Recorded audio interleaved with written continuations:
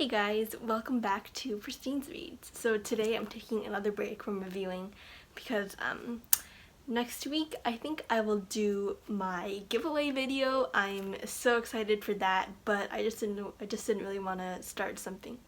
I just didn't really want to start something new before I did that giveaway video. So you are getting a video about the books I hate. So these books you should not read. I don't recommend reading them, don't ever. But yeah, so there are not that many books that I absolutely hate, okay? Some of the ones I'm going to be listing here are ones that I strongly dislike, and some I like. There are only about 2 that I actually hate. The other ones I just strongly dislike, you should not read them. But yeah, anyways, let's get on to it. So here's how it's gonna work. I'm going to give you first the books that I strongly dislike, and then I will give you the books that I hate, okay? So all of these don't read, okay? They're a waste of my time, but I read them anyways. I regret decisions. So yeah, anyways, let's get on to it. So let's go with the first, actually, 2-book series that I strongly disliked. So, okay, these are 2 books, they're both in a series, and I strongly disliked them. They are the Edge of Extinction series by Laura Martin. Now, these series have actually been, praised by a lot of people. That's why my dad got them for me, he thought they'd be good. And, we thought the author was Christian, because, it says the first one's, The Ark Plan, and the second one is Codename Flood. But not everything is as it seems. You have to be really careful with what you're reading out there, and these 2 books were just an example of how much Christian stuff there is out there, but it's not actually Christian. But I will give you the reasons why I strongly dislike them. Okay, so let's go.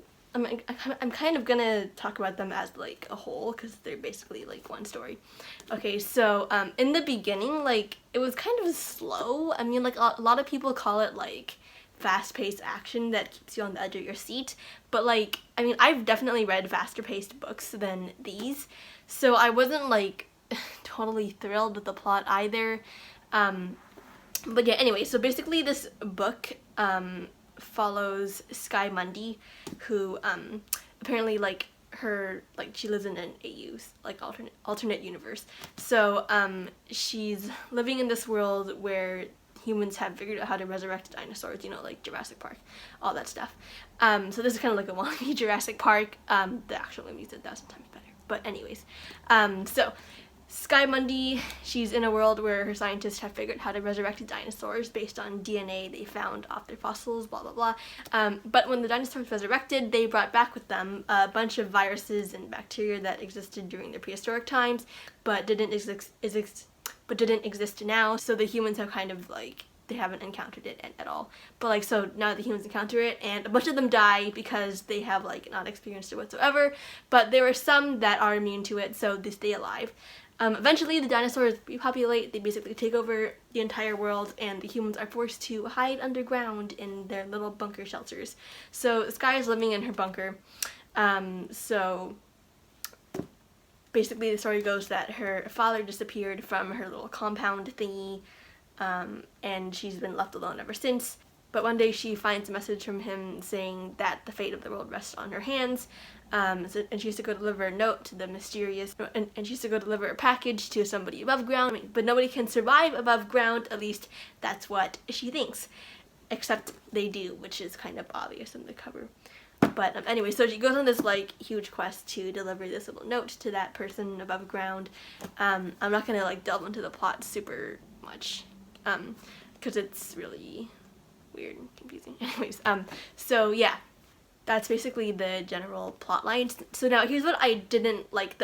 Here's the other reasons why I strongly dislike the series. Okay, so 1, this is supposed to be a Christian series, and it says here, like, dinosaurs evolved 65 million years ago, however many billions of years ago, blah, blah, blah. I'm a young Earth creationist. I do not believe any of that evolution, millions of years, junk stuff. I know some Christians do, but I believe that God created the world in 7 days, and that was it. No billions of years. The Earth is only thousands of years old at most, okay? So, I mean, like, I thought the author was Christian. I mean, like, it's really weird. So, like, in the acknowledgements, really the only thing that I find remotely Christian about this is the fact that it's kind of similar to the story of Noah's Ark and the flood. Even then, not really, because it wasn't even really a flood, or actually, but, like, anyways, that's besides the point. She does just quote a Bible verse in her acknowledgements, and that's pretty much it. So, yeah, I was pretty disappointed with that. Yeah, it goes through a whole bunch of, like, evolution junk, and, like, I was reading this, I was like, what? So, yeah, I don't like this. Don't read it. Just, yeah, so anyways, that's my personal worldview, okay? I'm not trying to, like, force you to believe what I believe, but that's what I think because I believe in a young Earth. But yeah, I mean, like, the world was interesting. Like, she gave a lot of dinosaurs in there, like, you know, how it might have been like to live in the prehistoric times, but I mean, like, I don't know if it's completely accurate or not. Anyways, yeah, so that's that. I strongly dislike it. Do not read it, okay? Yeah, so, like, I told my dad when I read this, and he was like, wow, you should do a review on this. I'm like, yeah, sure, I've got the books to review first. Like, I have a whole other lineup planned. But I just decided to do a video on books I hate / strongly dislike, and these would feature in there. Also, like, they made the Noah, like, a total bad guy. I mean, like, what is up with that? So, like, basically the story is that, like, the Noah is supposedly trying to, like, preserve humanity underground. He's trying to save the human race by keeping them safe, while in reality he's planning, like, a total nuclear wipeout to destroy the world. And I mean, that's totally not similar to Noah's Ark at all. Like, in the Bible, like, Noah was supposed to, like, he had good intentions for the survival of mankind. He didn't, like, try to, like, he didn't try to, like, lie to them and everything. Like, even then it was just, like, his wife and his 3 sons and their wives, and that was, like, it. And also, like, Noah didn't plan the flood either. God did, and Noah was just the one that God chose that he was, like, righteous, and so therefore Noah and his family got to thrive and repopulate the earth. But yeah, so let me just summarize that up again. So reason number 1, there's a bunch of evolution garbage in here. Reason number 2, the Noah is a total bad guy, and, like, the story doesn't even go with the actual Noah's Ark story, which I thought it was, like, kind of a retelling or, like, twist on the Noah's Ark story. But yeah, anyways, and I really don't know what to believe about this author anymore. Her other book, Glitch, was, like, pretty good, actually. I liked it. But yeah, anyways, okay, so that's it for the first few books that I strongly disliked. Let's get on to the next book.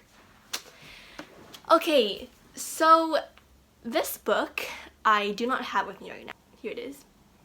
And it's called A Girl Named Anna by Lizzie Barber. And this book I got for Christmas last year from a friend, and I love you, friend, you know who you are. Anyways, yeah, my friend had, like, totally good intentions of bringing me a book. Our small group did, like, so, like, my youth small group did, like, a Secret Santa, and she got me this book and some other things. But anyways, so I'm like, oh, book, a free book, I like it. And so I was like, oh, Christmas gift, book, yes, me. So I was like, yeah, so I started reading it. And there was some definitely not so good stuff in here, and this is kind of like why I stay away from mainstream books mostly, at least for now. I think when I'm older I'll definitely go and review some more mainstream stuff, but for now I'm gonna, like, be reading and reviewing mostly Christian stuff. But anyways, so this book, it had the F and S words in it multiple times. So that was, like, definitely one big throw off for me, because I don't read books with bad words, or at least I try not to. Evidently I have from this book. Like, you know, my friend, she has the best intentions of reading me this book, and her gift was super sweet, and just, you know, like, she knows that I like, she knows that I like books. But yeah, I mean, like, just this book didn't turn out to be for me, and it also had some other stuff in it that I shall put in the description if you're really interested in why this book is bad.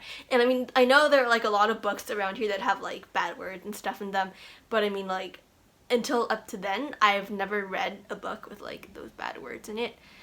So I was kind of surprised, to say the least. But yeah, anyway, so that was my first experience kind of with mainstream, not so good literature. So that book, do not read. I don't recommend it. Yeah, that's pretty much all I have to say. Again, check in the description if you want the other stuff that I found in there that was definitely not so good. Okay, yeah, I didn't finish the book. I didn't read all of it. I mean, the one redeeming thing kind of was that the plot seemed kind of interesting. It seemed a little like, it seemed like exciting. But of course I wasn't really gonna like stick around to read the entire book after those like scenes and those words. Because, you know, the analogy my dad likes to say is that, oh, if you had like a chocolate chip cookie with like a little bit of poop in it, you still wouldn't eat the cookie, right? So, I mean, I just didn't read the rest of the book. My friend returned it for me, and with 1,000 apologies to me as well. But I mean, yeah, she was so sweet, and she had no idea about the book. But yeah, anyways, you know who you are, my friend. Anyways, yeah, okay, so that's it. Let's go to the books I hate now. So, first up on the books I hate. So prepare for some ranting. So, first up is Float by Laura Martin, and this is the same author who wrote the Edge of Extinction series that I strongly disliked, and the Glitch book that I liked. Let me start off with saying this. So, the blurb on the back sounded interesting. It did sound interesting. I was intrigued to read the book. The blurb gave me the idea about this was a bunch of kids who are kind of like, I don't know, social misfits, and they're like at this camp, but then one of their new time-traveling friends is in danger, so they have to go rescue him, right? Sounds kind of like a little middle grader adventure. That would be cool for me to read.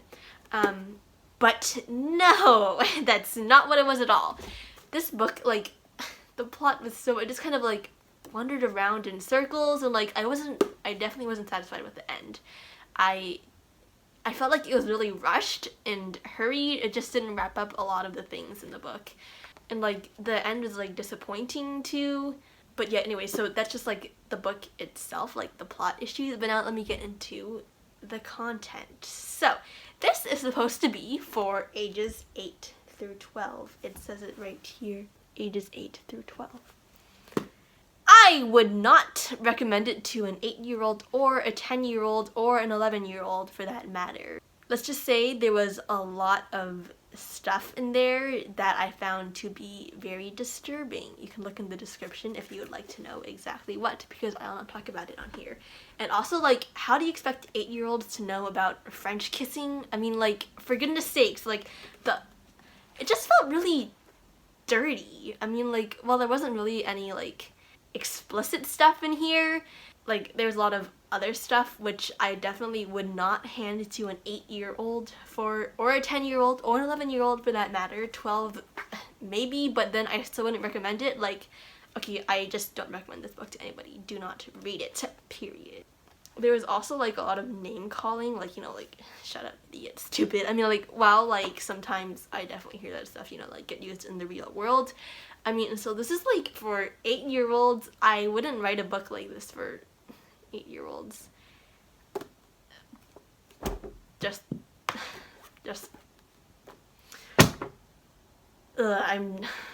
okay.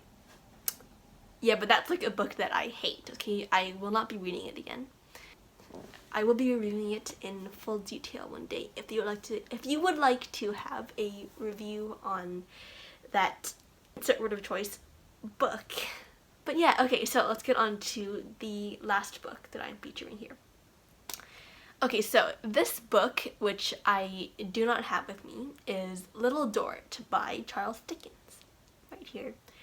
I do not have it because I donated it.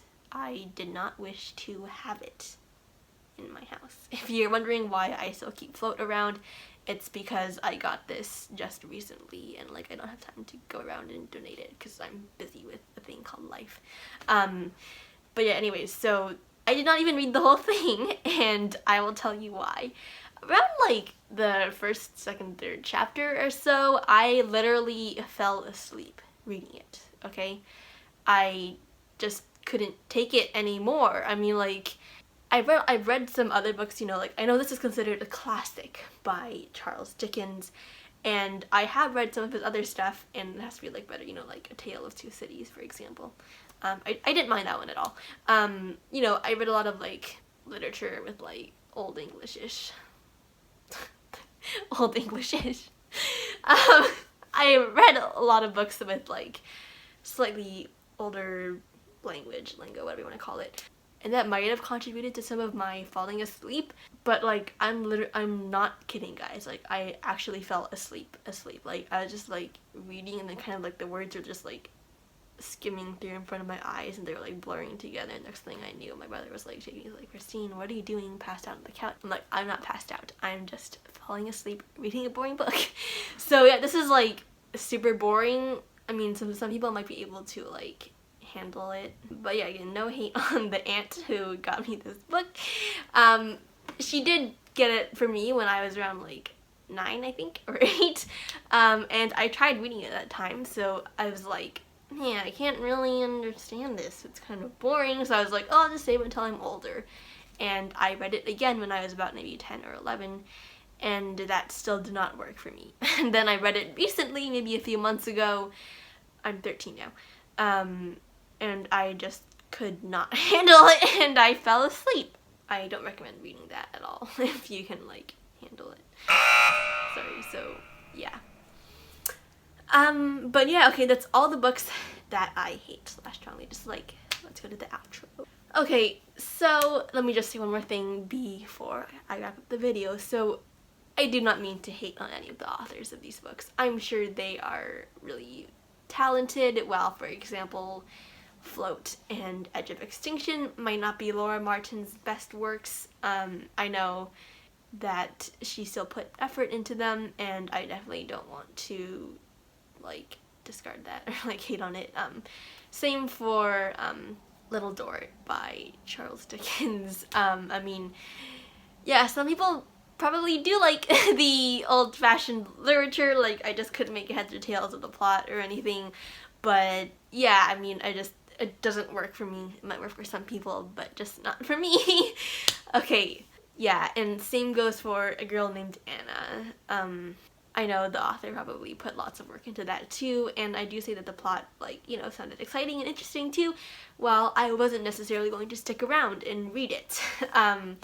But yeah, I mean, like, no hate on these authors. I just didn't like these particular books. So yeah, I hope you guys enjoyed this video, even though it's mostly me like ranting and like just, anyways, it's mostly just me rambling onto my camera. But anyways, yeah, I hope you guys enjoyed it. I just didn't want to start like another series of reviews now anyways, because I am going to be away next week, and my giveaway video is probably going to be not that long. It's going to be a review and giveaway video. It has arrived, and I am reading it soon. So excited! Yeah, remember guys, okay, so my giveaway, again, in case you haven't watched my last video, my giveaway is going to be on Food for Thought in Joshua by Mr. Robin D. Jong. Sorry again if I pronounced your name wrong. I'm really not sure what the pronunciation is. But anyways, yeah, so I'm super excited to read and review it. On the giveaway video, like, whoever comments with a certain hashtag and comment will be able to go to this landing page and get a free ebook of it. Isn't that so awesome? Who doesn't love free books? So yeah, stay tuned for that, and yeah, thank you guys for watching. Make sure to comment down below what you thought of this, any experiences with any of the books that I named. Make sure to like and subscribe, and yeah, I will see you guys next week. Goodbye!